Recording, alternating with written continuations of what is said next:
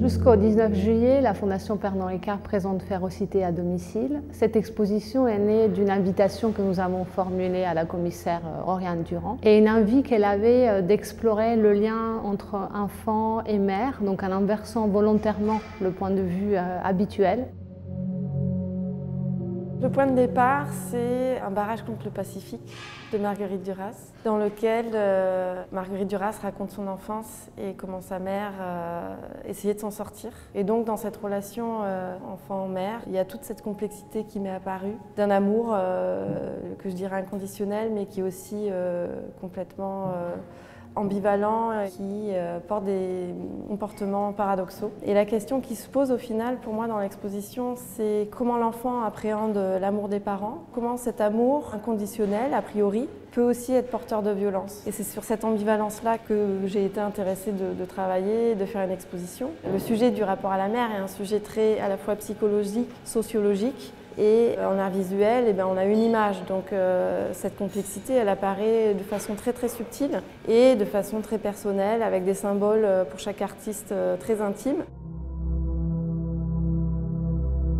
The beginning of this show for me felt like a perfect chance to explain the kind of grooming that takes place in the home. We had a salon in our basement growing up, so for me it feels like a kind of personal belonging with that upbringing with cosmetic, hairstyling. So this concept with cosmetic care, but then also the potential of grooming or manicuring a child, let's say, of the parent. It's almost like a certain style that is projected onto the child. I think like that's interesting is care and upkeep, but then there's also, I wouldn't say violence, but there is like something that's prescribed to you when you're growing up. So these works, for me, feel like a kind of depiction of that kind of sense of grooming, such as haircuts and whatnot, and the burn is coming from that language, let's say. It's images taken from haircut barbershop posters, translated into the wall with the burn. And it has this spectral feel, and it mirrors again into the other work titled Treasure with the fabric drape. It's almost like a cape or a veil.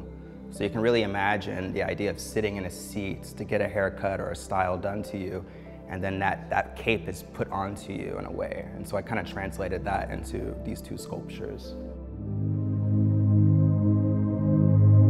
L'espace domestique est très présent dans ma pratique puisque souvent je pars de lieux réels et de l'espace clos en général, mais aussi de chambres dans lesquelles je vis. Je reprendrai peut-être les mots de Chantal Ackerman qui parle des chambres comme d'un lieu où on se sent en effet protégé, mais aussi un lieu clos qui peut être un peu emprisonnant. Les lieux comme ça, qui sont souvent en fait des lieux hybrides puisque c'est souvent une chambre qui peut être aussi un atelier, c'est un lieu complexe et teinté à la fois de mouvements, des gens qu'on y fait entrer, qui deviennent peut-être des modèles. C'est vrai qu'il y a un côté un peu dramatique qui est lié à la technique de prise d'empreinte et au fait que c'est des moulages d'escalier. Mais en général, c'est plutôt quelque chose de joyeux, de ludique quand même.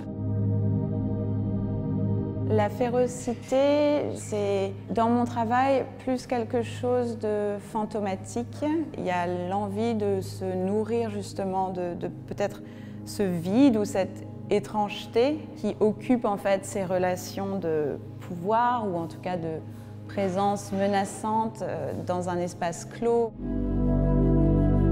The reasons for the domestic spaces in the paintings is very much that I use as material in general everything that's around me, and obviously also the artworks that I get in contact with. The warmth or the contrast, for one reason I think because it is something close to me, or it is something that is also dear to me, is ambivalent I guess, or that holds something is very close and familiar and at the same time maybe can turn into something dangerous. The contrast to the times in the 60s and 70s might be maybe not even like so pronounced or so strong. I think I'm maybe interested rather in the transmission of this conflict or what this conflict may have produced, so that you have on one hand revolutionary atmosphere or ideas that are associated with self-determination and with change, but the other demands of motherhood and marriage and family would still be